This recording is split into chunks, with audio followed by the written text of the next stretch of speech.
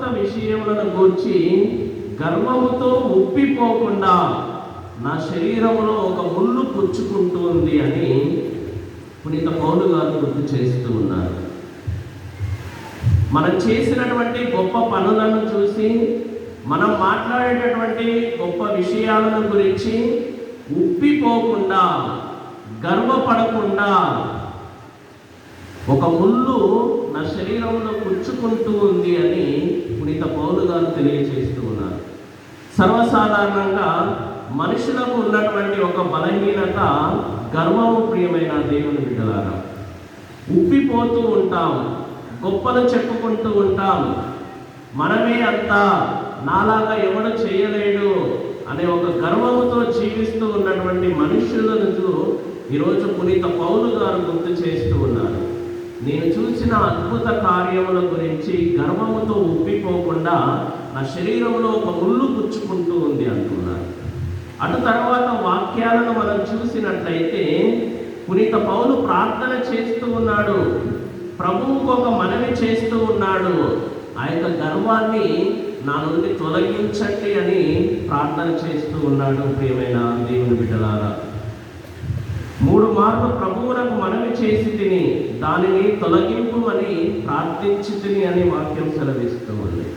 ఆ గర్వాన్ని నాలో నుండి తొలగించు ప్రభు అని పునీత పౌలు ప్రార్థన చేస్తూ ఉన్నాడు. అప్పుడు ప్రభు అంటూ ఉన్నాడు, ప్రియమైన దేవుని బిడ్డలారా, నా కృప నీకు చాలును, బలహీనత యందు నా శక్తి పరిపూర్ణమగుచున్నది అని ప్రభు మాట్లాడుతూ ఉన్నాడు. నా కృప నీకు చాలును అంటూ ఉన్నాడు.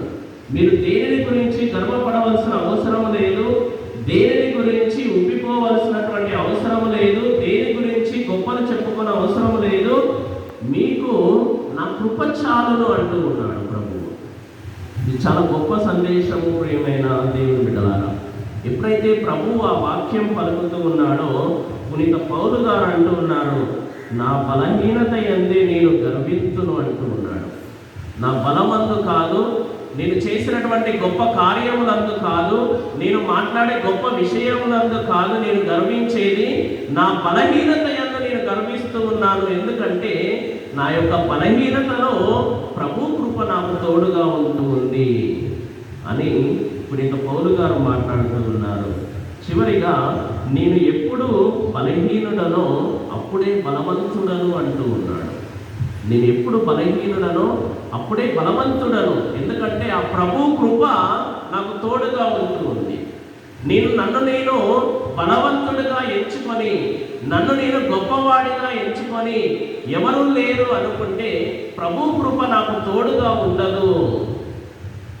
నేను బలహీనుడను కాబట్టే ప్రభు కృప నాకు తోడుగా ఉన్నది అనే ఒక గొప్ప సందేశాన్ని పునీత పౌలు గారు ఈరోజు మనకు అందిస్తూ ఉన్నారు. ప్రియమైన దేవుని బిడ్డలారా, ఈ వాక్యాలను బట్టి మనము సందేశాన్ని ఈరోజు స్వీకరించడానికి ప్రయత్నం చేద్దాం.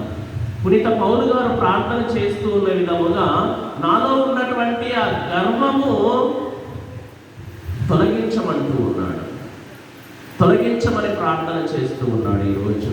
ప్రియమైన దేవుని బిడ్డలారా, మొదటిగా మనము గర్వము అనే అంశం గురించి కొద్దిసేపు ధ్యానం చేసుకుందాం. గర్వము అంటే నేనే సర్వము అని భ్రమిస్తూ ఆ తలంపులో సృష్టికర్త అయిన దేవుని శక్తిని కూడా మర్చిపోవటం. నేనే గొప్ప అని భ్రమలో బ్రతుకుతూ ఆ సృష్టికర్త అయిన దేవుణ్ణి మర్చిపోవటం.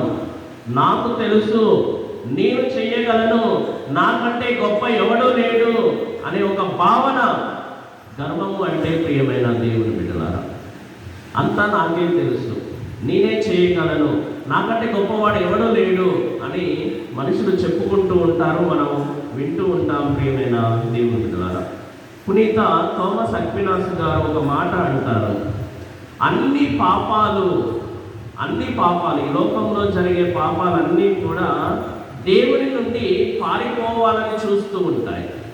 దేవుని నుండి పారిపోవాలని చూస్తే గర్వము మాత్రము దేవుణ్ణి ఎదిరిస్తూ ఉంది అంట.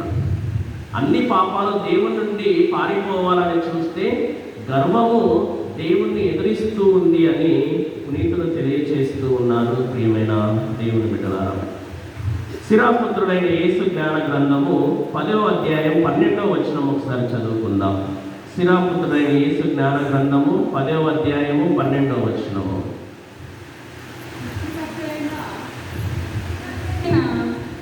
సృష్టికర్త అయిన ప్రభువుని విడనాడుట గర్వమునకు తొలిమెట్టు. Praise the Lord, praise the Lord. ప్రియమైనటువంటి దేవుని బిడ్డలారా, సృష్టికర్త అయిన ప్రభువుని విడనాడుట గర్వానికి తొలిమెట్టు. ఈ గర్వములో ఒక 3 విషయాల గురించి ఈరోజు మీతో చెప్పాలని అనుకుంటూ ఉన్నాను. గర్విష్ఠికి ఒక 3 లక్షణాలు ఉంటాయి. చాలా లక్షణాలు ఉంటాయి, కానీ ఒక 3 లక్షణాల గురించి మీతో మాట్లాడాలని అనుకుంటూ ఉన్నాను. ప్రియమైన దేవుని బిడ్డలారా, మొదటిగా